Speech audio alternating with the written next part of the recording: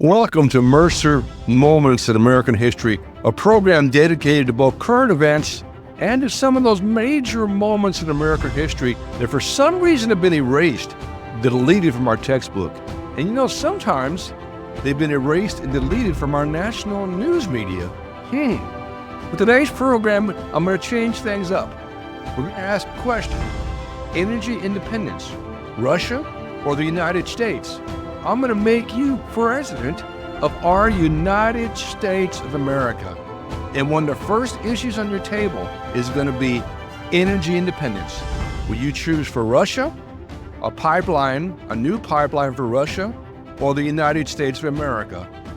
It impacts not just the USA, not just Russia, it impacts the entire world. My name is Ken Mercer. I'm known as the Minister of Education because I've had a reputation as an elected state official both with the Texas State House and Texas Board of Education as a champion for moms and dads to see what's being taught in our classroom, but also a champion for true and accurate United States history, not just past history, but oftentimes even current events. Well, today's program is a little bit different. You've just been elected President of the United States of America. Congratulations. As President, you had a great campaign, an incredible inauguration. You gave a wonderful inauguration speech. But one of your first decisions impacts not just the United States, but the world. It's in terms of a new pipeline of energy independence.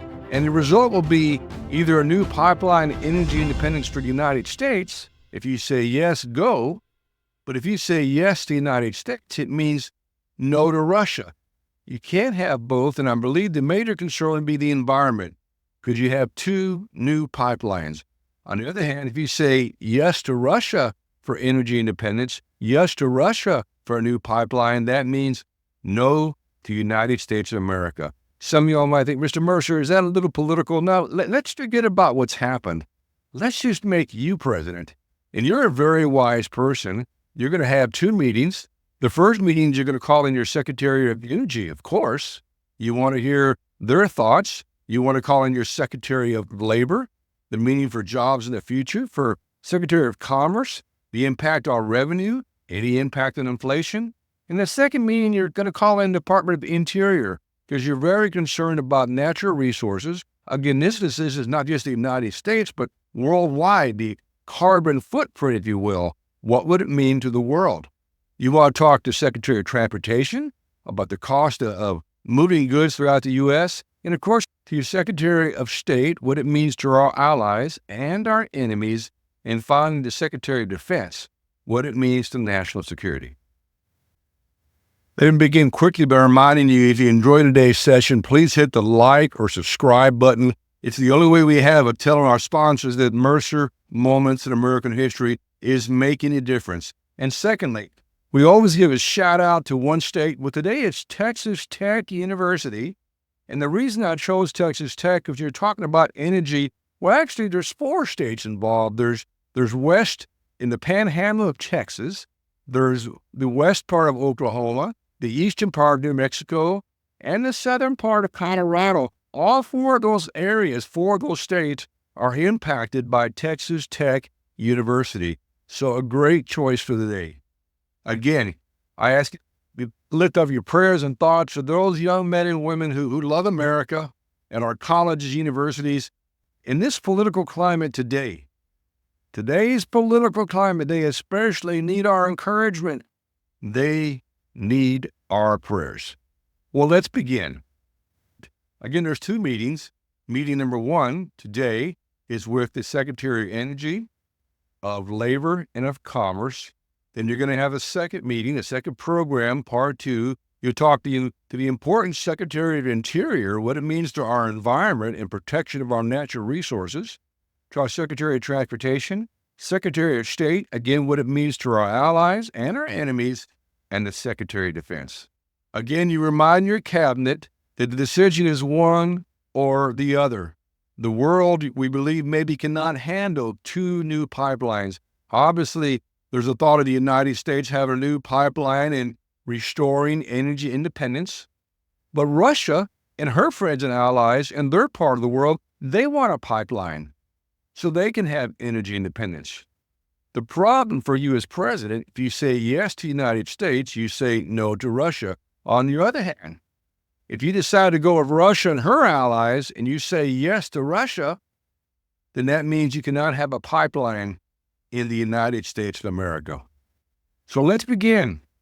Well, first up is Secretary of Energy. Mr. President or Madam President, we believe that energy independence is a huge impact all across every department in your administration, not just energy, but also jobs. And my colleague will talk about jobs and labor, about commerce, taxation, revenue, a hedge on inflation, Department of the Interior, how it impacts both the United States and the world as to which side you'd go with.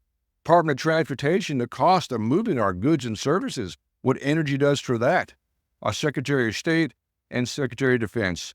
But here today from the Department of Energy, the Secretary of Energy wants to remind you that in the past, we've had other foreign countries, socialists and some regimes who would use energy to hold us hostage, if you will, to blackmail the United States in our policy around the world. It's been a serious thing, Mr. President. We've seen it happen before. We cannot let it happen again. Again, we're those who oppose the United States, those socialist, Marxist, communist regimes that are out there.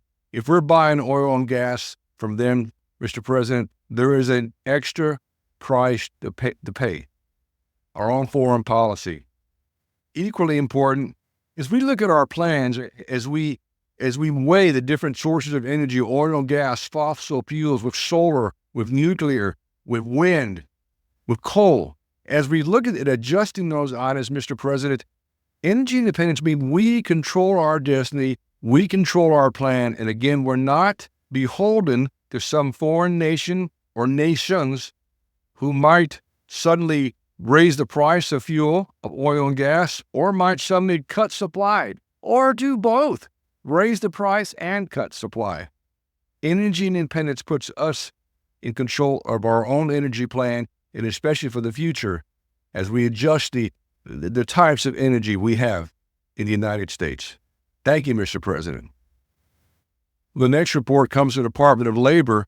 This ought to be interesting. And it says, Mr. President, energy independence is huge for labor because it means new jobs, great jobs, full-time jobs.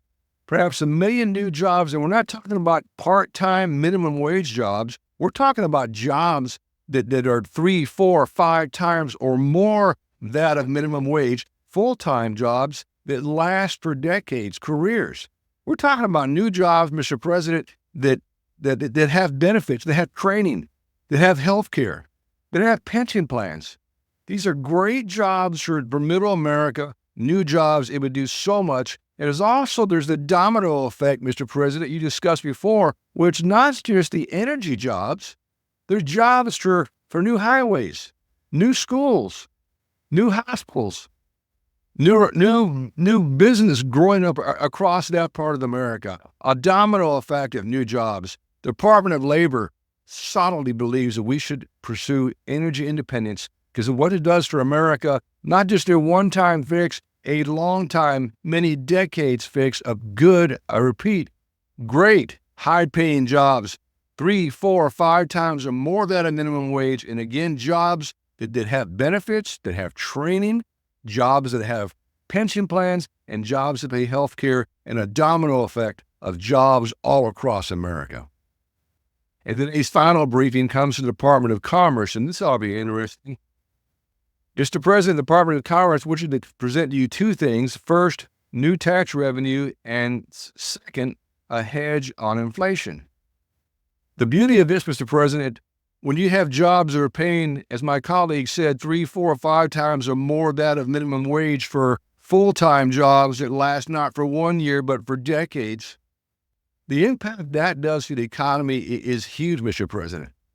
We're increasing taxes. It's incorrect. We're not increasing taxes, but we're increasing tax revenue. We don't have to increase taxes, but when you have a job that's minimum wage versus a job paying 4 or 5 times minimum wage, you're obviously paying more taxes, Mr. President. So we have more tax revenue to fund things like Social Security, for example, without having to raise taxes. It's a beautiful thing here. And again, my colleague hadn't thought about, but the domino effect of not just the jobs in the energy, but the other jobs, the secondary jobs that come into play, which would also be good paying jobs and jobs, small businesses that can last for decades throughout that part of America. But the second part, Mr. President, probably most important, is that of inflation. When we control our energy cost, we could have a hedge, a control against inflation. I look at past administrations, Mr. President, when we have not done that, inflation's gone through the roof. We know what that's like. But the key driver of inflation is transportation, not just of jobs, but transportation of our goods, of our services, of our agriculture, transportation using our boats and our planes and our cars and our trucks. Mr. President, it is huge. So those two factors, Department of Commerce says that, number one, we can increase tax revenue without an increase in taxes. But equally important, we have an incredible hedge against inflation because we can control the cost of our fuel, control the cost of our energy. Thank you, Mr. President. Well, that concludes today's program, part one. Again, energy independence, Russia or the United States. Today we talked to the Department of Energy, of Labor and Commerce. Part two, we'll continue the discussion of energy independence where you as president decide, United States or Russia. We'll talk to the Department of Interior, what it means to our environment, our future environment. We'll talk to the Department Secretary of State, Secretary of Defense, and Transportation and get their input and help you make the best decision possible. My name is Ken Mercer. I'm the host of Mercer Moments in American History.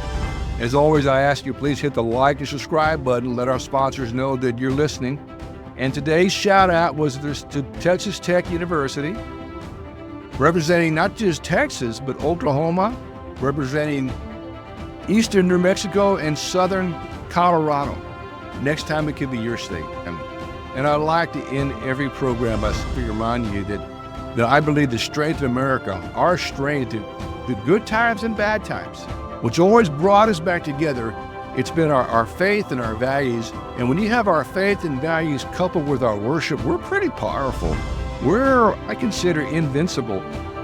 And I ask you to please never forget that in a place called the United States of America, no matter what happens, in God we still trust. Right here in America, in God we still trust.